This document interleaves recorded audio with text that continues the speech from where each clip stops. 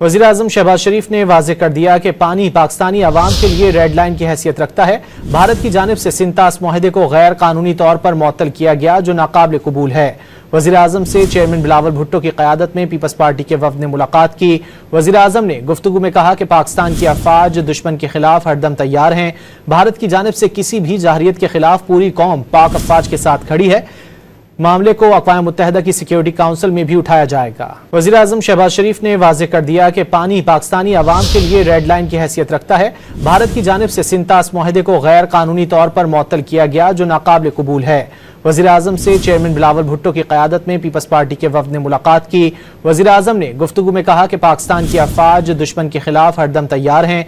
भारत की जानिब से किसी भी जाहिरियत के खिलाफ पूरी कौम पाक अफ़वाज के साथ खड़ी है। मामले को अक़वाम मुत्तहिदा की सिक्योरिटी काउंसिल में भी उठाया जाएगा। वज़ीर-ए-आज़म शहबाज शरीफ ने वाज़ेह कर दिया कि पानी पाकिस्तानी अवाम के लिए रेड लाइन की हैसियत रखता है। भारत की जानिब से सिंतास मुआहदे को गैर कानूनी तौर पर मुअत्तल किया गया, जो नाकाबिल कबूल है। वज़ीर-ए-आज़म से चेयरमैन बिलावल भुट्टो की क़यादत में पीपल्स पार्टी के वफ़द ने मुलाकात की। वज़ीर-ए-आज़म ने गुफ्तगू में कहा कि पाकिस्तान की अफ़वाज दुश्मन के खिलाफ हरदम तैयार हैं।